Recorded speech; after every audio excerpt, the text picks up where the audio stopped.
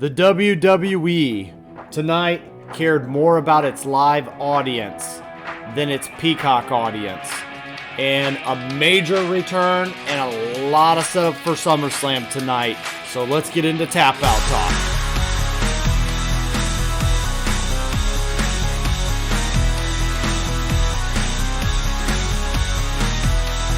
Here comes the money. Here we go. Money talk. Here comes the money.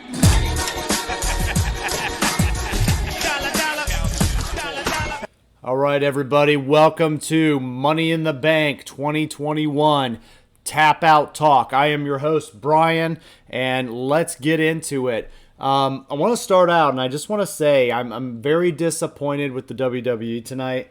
Actually, I take that back. To be more accurate, I'm very disappointed in the Peacock streaming network tonight, and I feel like they did the WWE fans and the brand a very, very huge misjustice tonight. So I wanted to come on here and on the show, and I wanted to talk to you guys about Money in the Bank 2021. And I've paid my money to watch this show, and I've put my time into this podcast, and I wanted to talk about it and enjoy the product tonight. And Peacock had made it very hard tonight. At first, I thought it was on my own internet at home. But as I am messaging with some friends and I talk to them, and this was the Peacock network. This was not individual internet. So this was definitely all around the globe tonight. So I just want to say that starting out. So that could affect my review here, my thoughts, but I'll try not to let it to a certain extent. But it was a part of the show for me, and I want to talk about that. So let's get into it. Our poster girl here, Bianca Belair, Miss Money, she is our women's champion, and she was not able to compete tonight. She's running a really good program right now with Bayley, and Bayley is going to be out for possibly up to a year and a half due to a knee injury, basically. Due to a training session that she had with the Performance Center. So a mandatory trainings that Vince McMahon had all the performers happen. A lot of people were mad at Bayley being out. Now, I understand injuries happen. These are sports. That's life. So I'm going to give WWE a pass on that. I think these guys should get back into shape and conditioning. That's part of the job. But it is a shame that Bayley is now out for a while. And they didn't know what to do with Bianca because, Bianca is a young, inexperienced champion, and she needs to have good dance partners to partner with. And I feel like Sasha was a good first one and Bayley was the second. I've been saying it for a while on this channel. Who's Bayley's next dance partner? And, possibly the Money in the Bank winner tonight will be, a sign of that. Who knows? But I highly doubt it. So let's see how it goes. All right, we're going to start in with our first match on the pre-show. We had a fun tag team match with the SmackDown Tag Team Championships. We had a first father and son combination here in Dominic and Rey Mysterio. Dominic this is his first time wrestling in front of a live crowd, so you could tell he was really enjoying it. And they had a good opening package where they went out to the ring together, and they met the Usos, who are also family, right? So this was billed as a family versus family tag team championship match. Pretty good match back and forth. I feel like this could have went a little bit more, but it just ended up being kind of the precursor for something later. And so the Mysterios actually did end up losing the titles tonight and to the Usos. It was the right call. The Usos actually cheated to win by holding and helping with the pin, but that got the Usos the gold around, the Uso dynasty and the Roman Empire, right? So they went backstage, they celebrated. Roman told them it wasn't over yet, and they all recognized him as the head of the table, all that stuff. But I'm glad to see the Usos get the titles back. I feel like, you put your titles on your true tag team champions, and with everything they're doing with Roman, yeah, the Usos need to have titles hanging on their shoulders as well if you want to make this stable, Samoan dynasty look legit. So I got to applaud the WWE here for this kickoff title change, and I want to see the Usos have a nice long reign along with Roman. Up Here next. comes the money. Here we go. Money talk. Here comes the money. That's right. Up next, the Money in the Bank 2021 Women's Ladder Match. This started out the show because you know what? When you have two of these kind of matches on the same show, you cannot have them back to back. That's just how these shows have to be mapped out now. I actually had my prediction of the order of all the matches, and I hit 100 on that tonight. So I had it right down the line. So, okay, let's get in. Let's look at these competitors, and let's look at who's actually going to have a chance to win this thing because it's all up in the air. In my mind, I see Tamina and Natalya, who are the tag team women's champions, so they're not winning this. Okay, so there we go. I see Liv Morgan, a case could be made for her. If they truly wanted to push her and get behind her, she kind of rejuvenate herself. You have Nikki Ash, a.k.a. Nikki Cross, as a superhero now. No chance that she's winning that, right? I have Alexa Bliss. She can do some weird voodoo stuff now, and Alexa is a champion, a former champion. But I don't think that's the right fit for her in this situation. So then you have Naomi. I mean, you could always go to Naomi. Naomi's a proven, performer, and I'm a big fan of her work. So I feel like she knows how to reinvent herself and does good in these kind of matches. Then I look at Asuka. I'm a huge fan of Asuka. I mean, so she is definitely, top of the list that could win, but you're not going to let her win back-to-back, are you? Or unless you want to create history. And then there was Zelina Vega. And I was thinking for a moment, WWE, they could let Zelina Vega win just to appease her for coming back to the WWE and kind of dropping the whole unionization stuff and the trouble she caused them. So what happened tonight? We actually got a pretty good match, back and forth. They're going back at it. And there were some moments you thought all these different stories were kicking out. Alexa Bliss actually hypnotized Zelina Vega and made her walk down the ladder with her and then try to sneak up the ladder. And then you got a couple of nice high spots with all the other people. Liv Morgan has some good action tonight. Looked impressive. There was one spot in particular I loved where it was Natalya climbing up the ladder, trying to get the Money in the Bank briefcase. And then all of a sudden, you have Liv Morgan on her back. And you have, Liv Morgan, Zelina Vega, all hanging on her back. And I thought it was very metaphoric of Natalya's career in the WWE. All these young, up-and-coming girls hanging off her back while Natalya does all the work and really tries to climb the ladder, so to speak, and grab the gold ring or the prize. And then all these girls, just are clinging on to her, and they end up trying to grab the briefcase, right? So I feel like that's a very, indicative of Natalya's WWE career so far. So I look at that, and so the match ends with all the ladders set up in the ring and all the competitors all up on the ladders, all at the same time fighting for this, briefcase opportunity. And the last person I thought that would win this match was none other than Nikki Cross, or now known as Nikki Ash. Okay, so almost a superhero is her new gimmick, guys. So she's doing the Molly Holly thing right now, the Hurricane Molly Holly, that kind of stuff. So Nikki Cross, in case you didn't know, is now a superhero called Nikki Ash, okay? And it means almost a superhero, and she won the Money in the Bank and went, really just stole it and ran out. I feel like every year now we're going to have a serious Money in the Bank winner, and we're going to have kind of a joke one. Last year, Otis won Money in the Bank, and that was the joke one. And now when we had Asuka win, that was the serious one. So I guess this is going to be the joke of the year, is having her be the Money in the Bank briefcase. And I guess we'll just have to see what the guys bring us to see if they bring us a real competitor for Money in the Bank. All right, speaking of competitions, we had the Raw Tag Team Championships up next. AJ Styles and Amos versus the Viking Raiders.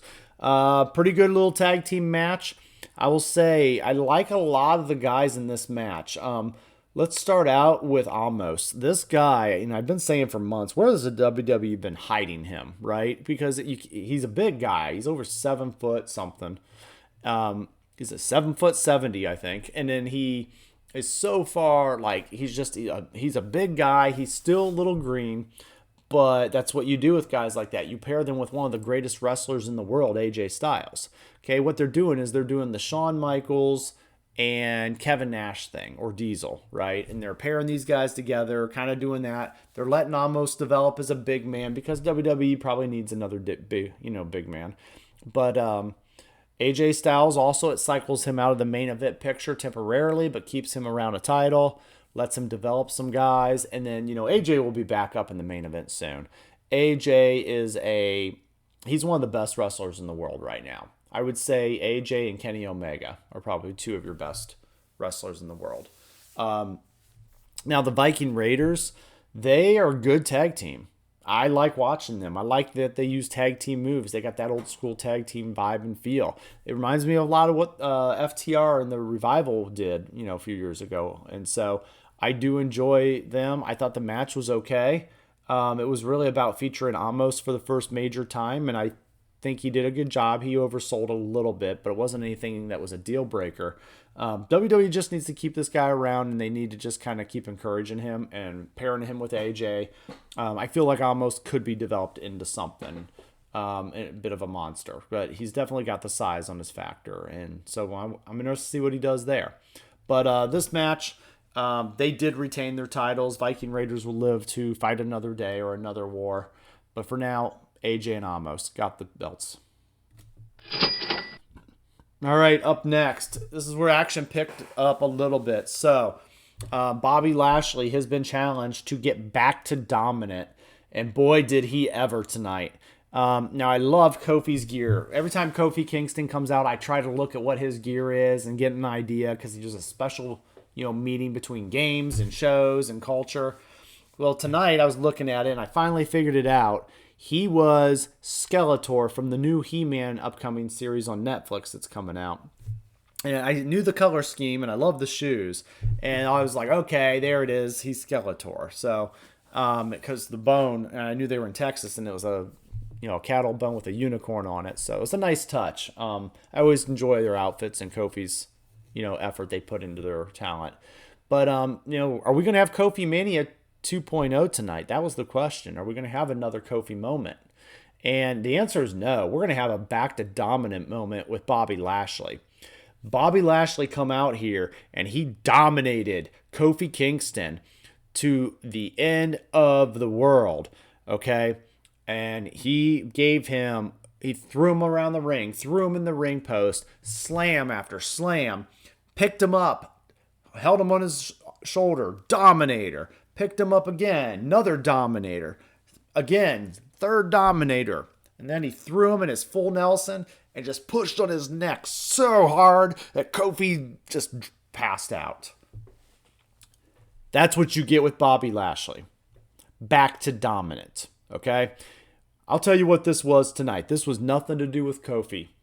This was a message to Brock Lesnar from Bobby Lashley tonight. He wants to get back to dominant, and the most dominant beast incarnate is Brock Lesnar. And I believe these two will go at it at SummerSlam or sometime very soon. Okay?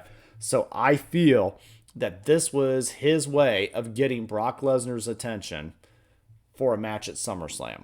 He tore through, and matter of fact, last time we seen Brock Lesnar, one of the last times we've seen Brock Lesnar, he was tearing through Kofi Kingston himself. So Kofi is the catalyst for this Bobby Lashley, Brock Lesnar matchup. And this match was very short, but it served its purpose of moving a story along. And the promo that follows is going to be the real deal. And we're going to see if we're going to get Lesnar versus Lashley at SummerSlam.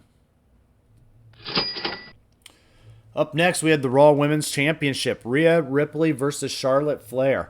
My opinion, this is one of the best matches of the night from a pure wrestling standpoint. These two have chemistry. I've enjoyed their Hell in a Cell match their Hell in a Cell competition last month. I knew it would continue on to another month, and I'm loving the storyline.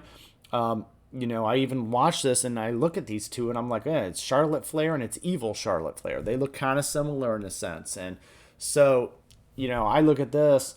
These they like each other. They have chemistry. They work with each other. Charlotte, for some reason, really believes in Rhea, and she should. I think Rhea is a star in the making. I believe Rhea is more of a star in the making than a Bianca Belair. I feel like Rhea is there, and Belair just needs to mature a little bit. But Rhea Ripley, I mean, this girl already changed her look up majorly. And so these guys going at it, and this match was back and forth. It was a good match. It actually got the "This is awesome" chant from the crowd. The crowd at first was chanting, "We want Becky. We want Becky," right? And then we finally got into the "This is awesome" chant because these women worked their butts off. And at the end of the day, I didn't know who was going to win this. I really didn't. I kind of wanted Rhea to retain, but it just kept going, and Charlotte ended up, taking dominance on her a little bit too. Rhea was dominant, but Charlotte ended up getting the win with strategy. She used Rhea's leg in the steel steps and banged them, and then pulled it out. And then she did the figure eight for the win. But before that, she hit the natural selection off the top rope where she thought that was going to be it. Rhea will be back, and these two will probably still have a hell of a payoff feud. Probably at SummerSlam again, and I think they're going to have a big payoff. So SummerSlam's looking like a stacked card. It's going to start lining up with mid-card and, on up. So they're thinking about their matches, and they're keeping them. That's what's awesome. So Charlotte Flair is your new Raw Women's Championship, and she deserved it. Either of these women deserved it tonight. So I was proud to see this match, and the result really didn't matter to me. I just enjoyed the match itself. So I want to see these two wrestle at another high caliber thing. Maybe they can go. I don't know if you can't do Hell in a Cell again, but maybe we can figure out some kind of stipulation match for a payoff with these two. So that was the Women's Championship match. And new champion, Charlotte Flair. Here comes the money. Here we go. Money talk. Here comes the money. Dollar, dollar. Dollar, dollar. All right, we had the men's Money in the Bank ladder match. Okay, this was a frustrating match for me.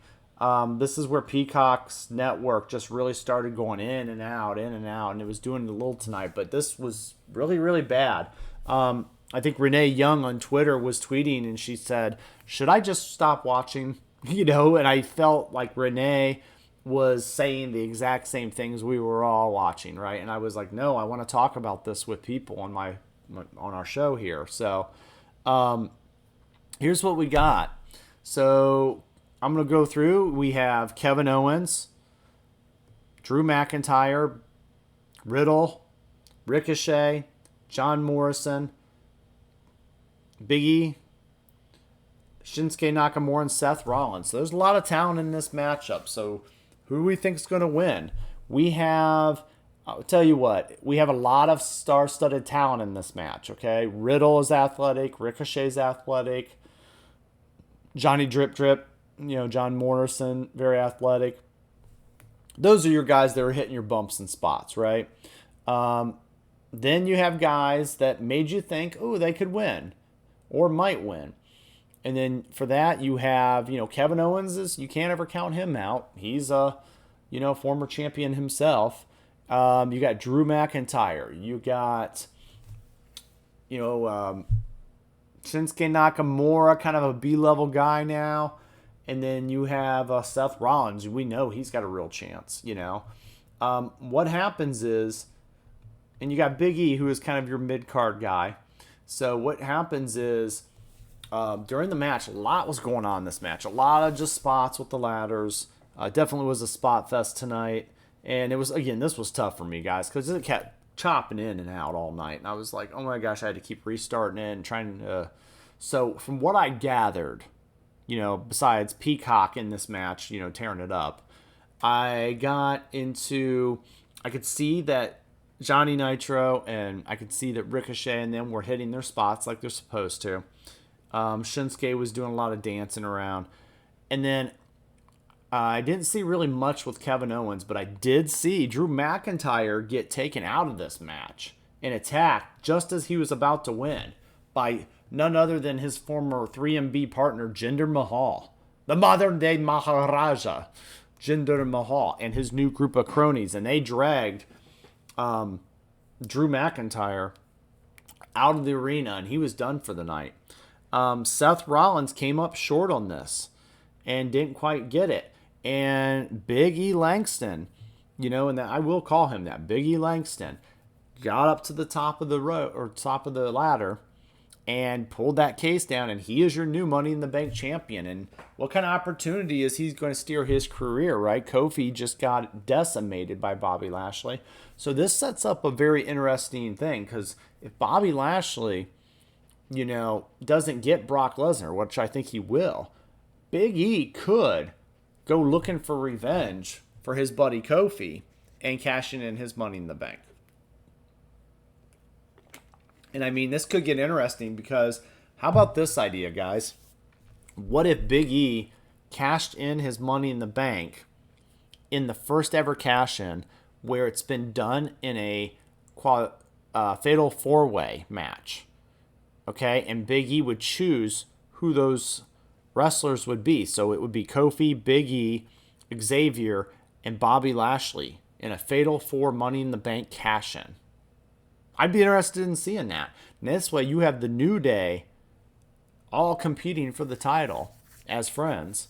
And maybe, who knows, they might trade on each other. I think that would be an amazing storyline to watch, to see if they truly have a friendship that bands together. So anyway, I'm not hating this one. I hated I didn't get to see it as much, but it worked kind of at the right times for me. But I'm going to say Big E, that's a solid choice, okay? He can hold on to this thing for a year and then kind of use that strategy later on to kind of help elevate maybe the whole New Day. You never know. So congrats, Big E. And finally, we get to our main event. And before it starts, we get Seth Rollins very angry that he lost Money in the Bank and saying he doesn't care. He's the number one contender and he's going to move on. He's next in line.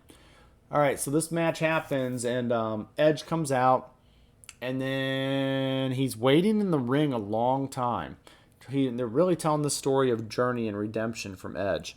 And then out comes Roman Reigns after making Edge wait in the ring for a really long time. That's a very good dominant home court advantage in play. Roman comes out with Paul, gets in the ring. These two start having their match. It started out a little slow for me tonight. I feel like it was just kind of, they were going through some spots and they were going through some motions and just, and then it picked up a little bit here and there. It got to a point more towards the end when these guys actually had a spear versus spear competition, because some people wanted to see that. So they, one went for a spear, and then Edge actually smacked Roman with the spear where he thought he was going to win. And you get a little interference. Here come the Usos running down to save their tribal chief, but there's two shadowy figures chasing them down the ring. You can't quite see who they are. And then all of a sudden it was Rey and Dominic Mysterio, who just lost the titles to the Usos earlier today. So that came back to bite them. And they grabbed the Usos and beat them up and throw them in the back. So Roman's on his own in the middle of the ring, about to tap out with that piece of that chair in his mouth in a crossface. And Edge, you believe, is maybe going to win this thing. And then what happens is there's no referee still. And then all of a sudden, in comes Seth Rollins, and he just kicks Edge right to the back of the neck, in the back of the head, and Edge is down. And then he rolls over, and then him and Roman have a little bit more of a match. Roman pins him. It's the end. And Seth comes back in, starts attacking Edge again. And you're thinking, what is this, a Shield connection? And then he gets up and he looks at Roman and he says, I am next in line. And then he leaves. And then we get the biggest return of the night, guys. And this will confirm SummerSlam. Okay? At first I thought it was going to be SummerSlam, Roman versus Seth Rollins. And I think that match could still happen. but something bigger just came along. So now I believe we're going to get Edge versus Rollins at SummerSlam, which that'll be a good match too, seeing those two go at it. Maybe a number one contendership match. And Roman grabs his mic to address this, and all of a sudden music hits, and it's John Cena. John Cena is back in the WWE, and he comes down. His music's hitting, and I'm not going to lie, I was a little excited to see John Cena, okay? John's been away, and you miss John's presence at these things, right? It was just nice to see that caliber of star back in the ring in a live crowd. So John comes down, and his music's playing. He's just looking at Roman, and you know this is now going to be the SummerSlam main event. So here's what SummerSlam is shaking down. You're going to have Roman versus Cena. You're probably going to get Edge and Rollins. You're probably going to get Lashley versus, I'm going to go with Brock Lesnar. I still believe he would return. So, that's 3 solid stacked shows right there just for SummerSlam.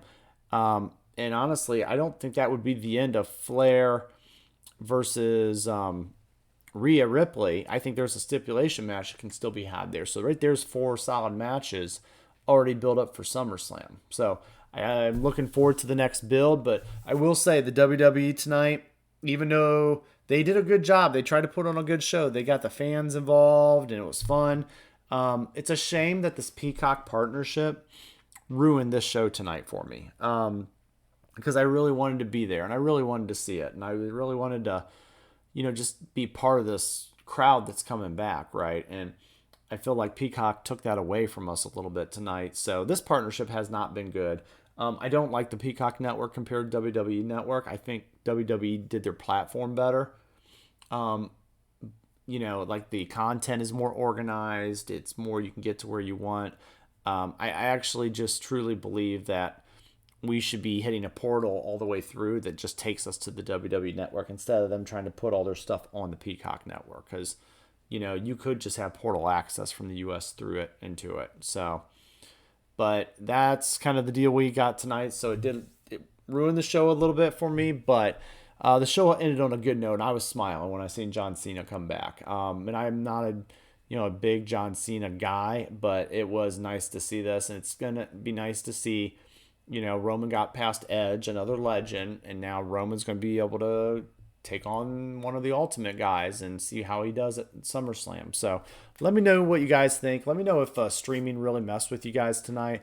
I was just sitting here like, man, maybe we ought to go back to watching DVDs instead of streaming this stuff on the internet. But I agree with some of this past wrestling stars like Renee, it said, should I just stop watching now? Because, it was just kind of on, off. So they got to get that fixed for us to enjoy the product and push it. So, but anyway, I would say overall for the night, WWE did a good job on the Rhea Ripley Charlotte Flair match. That was my best match of the night. I'm going to say they did a good job telling the main event story with Roman and Edge. And then I liked the quick match with Bobby and Lashley. I like that as a kind of threat to a Lesnar style. The Money in the Bank matches kind of fell short for me today. So one of them was maybe because I just couldn't see it all. And the other one, though, the superhero, Nikki winning, come on. So I'm going to say they did their championship matches well. They did their network poorly, which could have probably ruined some of the Money in the Bank, processes. But there you have it, guys. I just want to say thank you for watching. Please like, share, and subscribe. It really helps me out. You can always change your mind. For now, game over.